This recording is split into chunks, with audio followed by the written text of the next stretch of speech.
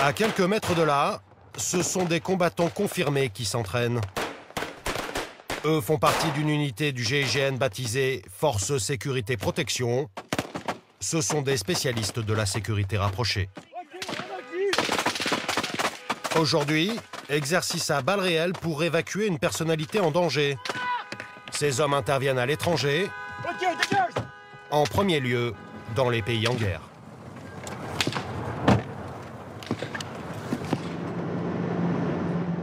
Et justement, 2 membres de cette unité viennent de partir pour une mission qui les emmène bien loin de leur base.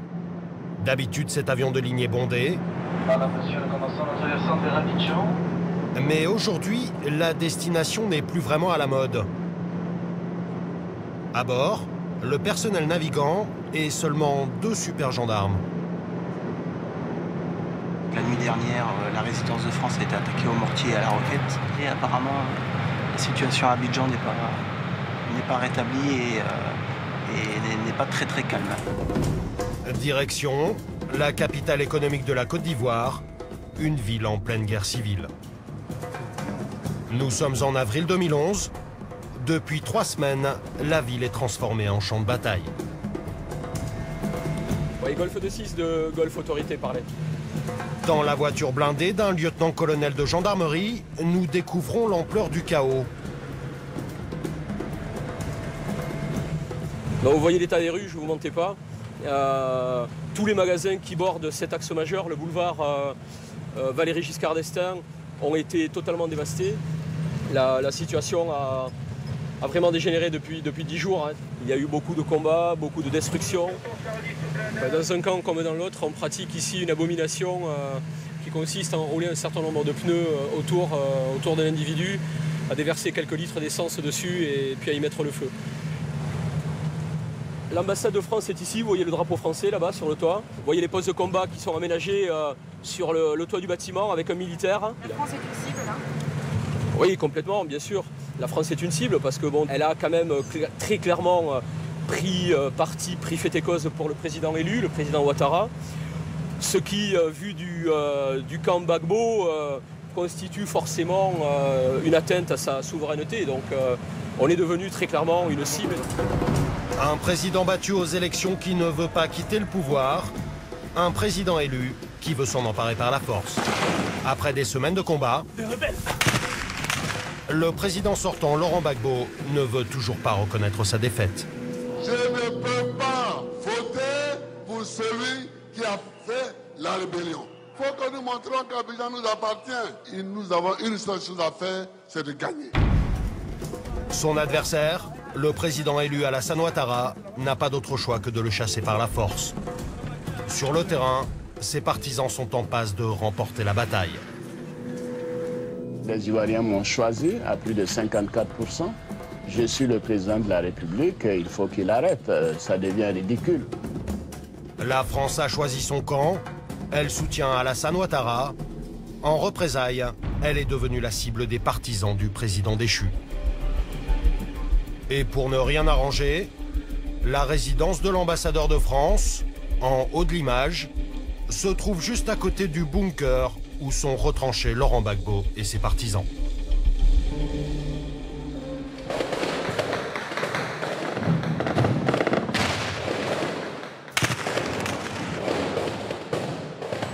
Cette nuit-là, les affrontements redoublent d'intensité. Les 2 camps s'affrontent jusque sous les fenêtres de l'ambassadeur de France.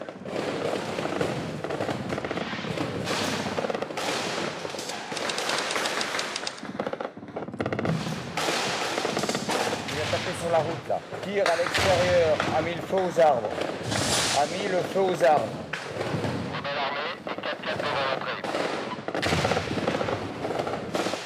La résidence de France se situe entre 2 parties qui s'affrontent. Le risque pour nous, c'est de se prendre un obus et c'est d'avoir des gens qui pénètrent dans l'enceinte, sachant qu'on a du mal à déterminer qui est qui. Et s'ils essaient de rentrer là ? Eh bien, on fera les sommations, les tirs de sommation, et puis on ira jusqu'à l'ultime, le tir à neutraliser. Je pense que c'est un missile. Absolument rien contre l'emprise. Ce soir, aucun blessé n'est à déplorer.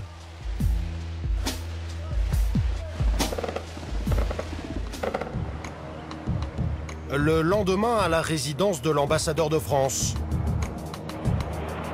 les bâtiments portent les stigmates des violents affrontements qui ont eu lieu la nuit dernière. Une des balles est rentrée par ici. Elle a continué tout son chemin. Elle est sortie ici. Elle a continué le chemin. Elle est passée à travers le siège. Elle est ressortie là. Elle est venue frapper le mur. Voilà ce que c'est les balles de Kalachnikov. Mais les combats ne sont pas terminés. Côté ivoirien, l'assaut final a commencé contre le bunker de l'ancien président.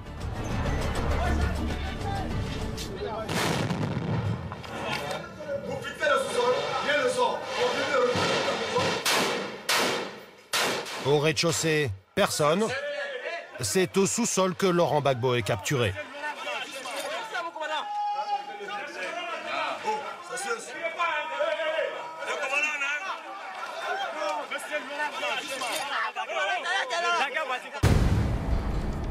Fin de partie pour le président déchu. Retour à la résidence de France. Depuis le début des combats, ce sont les gendarmes d'élite qui assurent la sécurité des diplomates et du personnel d'ambassade. Le dispositif de la force sécurité protection du GIGN est dirigé par cet homme, le capitaine Serva, surnom Jaco. On est 9 du GIGN. On a deux missions bien particulières. C'est la protection de l'ambassadeur dans ses itinéraires, aussi bien sur tous ses déplacements qu'à sa résidence. Afghanistan, Yémen, Irak. Le capitaine Serva a connu tous les théâtres de guerre. Son expérience est précieuse au cœur de ce nouveau conflit. Pendant toutes les attaques, l'ambassadeur était mis dans une zone sécurisée. Et pour nous, la meilleure des protections, c'était ici, parce qu'il y a une rangée de murs qui permettent de protéger aussi bien du haut que latéral d'un tir direct, quoi. Moi, j'ai protégé tout le monde, aussi bien les Ivoiriens, les employés locaux qui travaillent pour la résidence. On les a tous réunis ici et ils étaient avec les diplomates qui étaient ici. Et l'ambassadeur, il était là aussi. L'ambassadeur était là et il s'est retrouvé ici. Voilà, par rapport à l'attaque, bon, ben, personne n'a été blessé. Pour moi, c'est une réussite. À Abidjan, les combats viennent tout juste de se terminer. L'ambassadeur Jean-Marc Simon doit se rendre en ville pour mesurer l'étendue des dégâts. La balade reste à haut risque. Alors le GIGN prend toutes les précautions. Voiture blindée pour l'équipe au sol. Tandis qu'à quelques kilomètres de là, une seconde équipe s'apprête à prendre l'air pour assurer la sécurité du convoi diplomatique. On décolle dans combien de temps? À moins 10, on fait les checks, on met en route et à 10h on part. On part avec le GIGN et on vole à peu près à 500 mètres de hauteur pour reconnaître tous les axes et reconnaître toutes les rues qui peuvent emprunter pour aller jusqu'à l'ambassade. Moi je monte avec eux et en liaison radio avec le cortège au sol. Lors du déplacement, on les renseigne en temps réel, quoi. Dans un pays en crise, la force aérienne est un atout indispensable. Depuis le ciel, les hélicoptères peuvent anticiper barrages, routes coupées ou embuscades. À bord de l'appareil, les hommes sont prêts à faire feu à la première menace. C'est un pays en état de crise, une emprise diplomatique est menacée directement. On envoie systématiquement le GIGN. Le but c'est de préserver en fin de compte l'instance diplomatique dans le pays, quoi. Qu'elle puisse continuer à travailler dans le pays en toute sécurité. Au sol, armes à portée de main, l'équipe est sur le qui-vive. Le danger peut venir de n'importe où. Ouais, je passe devant.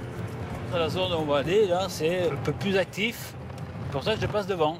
Ça, s'il y a des choses à traiter, soit négocier un barrage, discuter ou peut-être faire demi-tour, je prends les devants pour traiter. En ville, il reste des partisans du président déchu. Impossible de distinguer les combattants des deux camps. Doucement, doucement, doucement, ralentis. Ça serait quoi le pire des scénarios là? Le pire des scénarios, c'est qu'ils nous empêchent de passer. Donc là, il faut être réactif. Il y a des risques de mitraillage, engins explosifs, ce genre de Toujours. Mitraillage, oui, ça, ils sont très friands. Et mes collègues, ils ont été accrochés ici, devant la résidence de l'Union européenne. Le convoi au sol est en contact permanent avec les hélicoptères. Ouais, Pat, Jaco, on prend l'itinéraire qu'on a pris en venant cet après-midi. Bien compris, Jaco. On ne quitte pas les yeux. Dans la voiture, l'ambassadeur est sous étroite protection. Oui, allô? Voilà, très bien, parfait. Tout à l'heure. Là, on est dans la zone chez l'ancien président Gbagbo. On n'est pas trop les bienvenus. Alors, il faut être extrêmement vigilant. Ouais, de Pat, là, on essaie de pas trop traîner, il y a plein de pillages. Fais gaffe aux éclats par terre, t'as plein d'éclats de verre. Là, tu nous suis pour la trace, on essaie d'éviter les éclats et les merdes par terre. Dans ce quartier chic et résidentiel d'Abidjan, où sont regroupées les ambassades, les combats ont été intenses. Une zone désormais livrée aux pilleurs. C'est la désolation dans ce quartier avec tous les pillages, les restes de tirs, les postes de combat détruits, les véhicules calcinés. Bon, mais tout ça va vite rentrer dans l'ordre, je pense, dès qu'il y aura un petit peu de nettoyage. Le convoi progresse à vitesse réduite entre les carcasses calcinées de voitures. Mais soudain, les hommes du GIGN font face à un arrêt imprévu. À tous, monsieur l'ambassadeur veut s'arrêter à l'ambassade du Japon. Attends, Jaco, attends. Répète au fixe. Je répète, arrêt à l'ambassade du Japon. Oh putain, arrête. L'ambassade du Japon a été mise à sac il y a quelques jours. La zone n'est pas sécurisée. Munitions non explosées, pillards, les super gendarmes sont sur leur garde.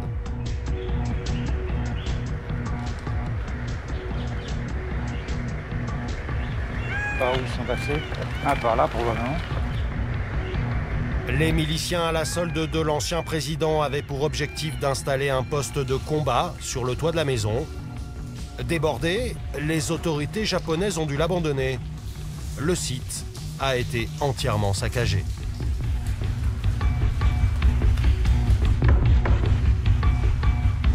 Voilà, comme ça, il sera protégé. Vous voulez voir un petit peu l'étendue des... Je voulais voir l'étendue des dégâts, ouais. L'ambassadeur était dedans quand les types sont entrés. Et 24 heures plus tôt, voici ce que l'ambassadeur japonais a vécu. Ma résidence a été un peu attaquée par les mercenaires. Et depuis le matin, j'étais enfermé, j'étais bloqué dans la chambre. Secouru in extremis, il n'a dû la vie sauf qu'à l'existence d'une chambre blindée et à l'intervention des forces de maintien de la paix menées par les Français.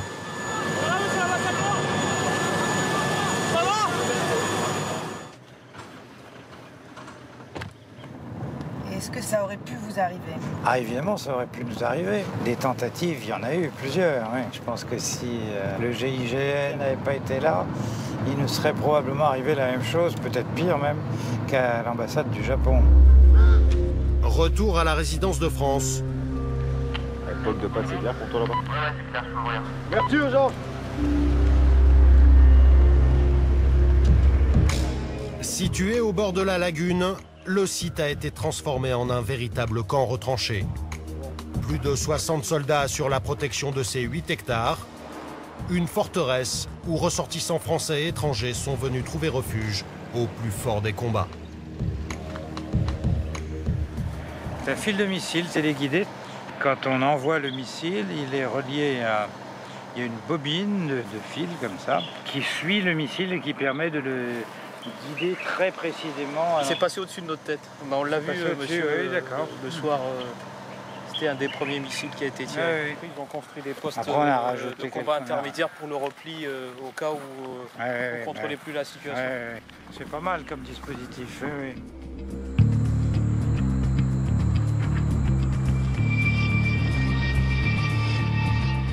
Ce soir, l'ambassadeur Jean-Marc Simon se prépare pour un rendez-vous important.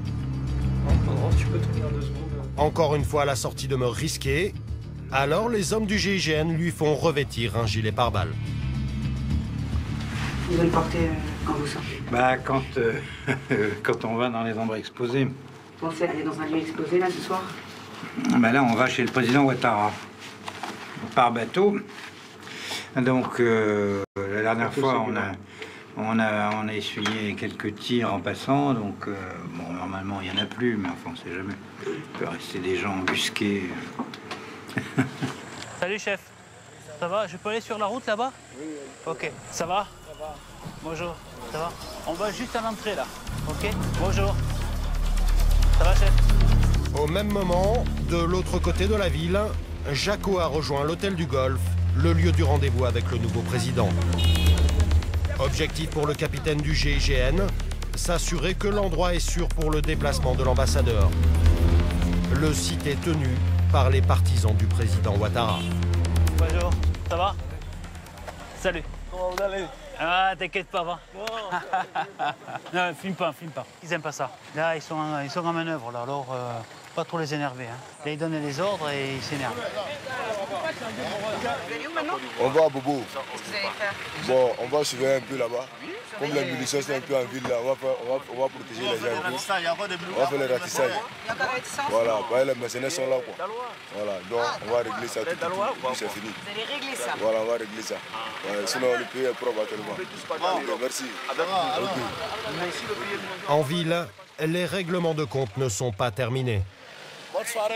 Et moi, quand je suis arrivé avec l'ambassadeur les premières fois, ben, tous ces gens-là, ils me repoussaient parce qu'ils ne savaient pas quelle est la position de la France.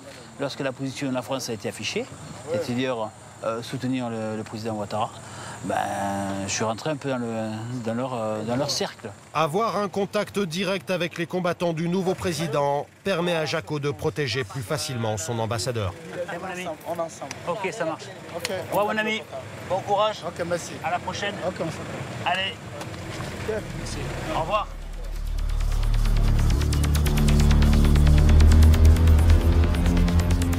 À l'ambassade, pour Jean-Marc Simon, c'est l'heure du départ pour le rendez-vous avec Alassane Ouattara.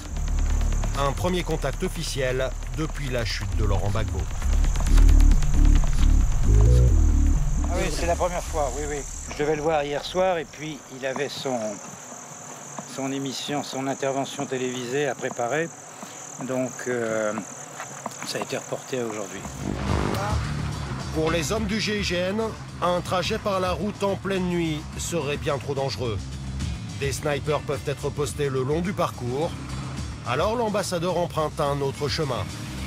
Direction la lagune, c'est par bateau que s'effectue le trajet, dans l'obscurité la plus totale.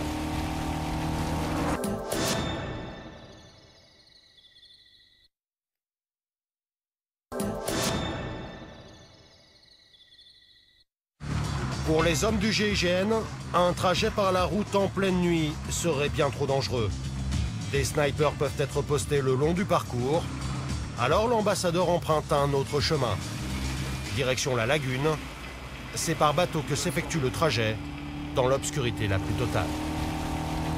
Vous avez déjà connu des situations aussi risquées dans votre carrière? Ça m'a rappelé un petit peu Beyrouth quand même. Un peu le sentiment qu'on avait après des journées de combat. Les rues dévastées, les carcasses de voitures brûlées, les cadavres sur les tas d'ordures. Et vous en danger? Et puis, oui, enfin bon, mais j'ai jamais vraiment le sentiment du danger parce que je suis bien protégé, comme vous voyez, donc on fait confiance aux gens qui vous accompagnent et voilà, on n'y pense pas du tout. Allô? Oui, nous accostons là. D'accord, entendu. Donc on va dans le hall. Arrivé au point de rendez-vous, l'hôtel du Golfe, Jean-Marc Simon reprend son costume d'ambassadeur. Mais pas question pour les gendarmes du GIGN de baisser la garde. Il y a encore peu de temps, le secteur était sous le feu des partisans de Laurent Gbagbo.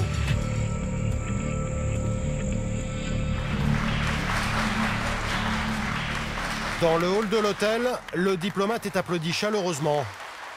L'action de la France est saluée.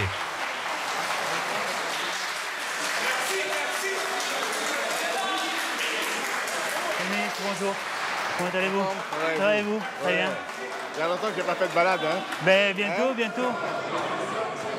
Le chef de cabinet du président ivoirien accompagne l'ambassadeur de France à son rendez-vous.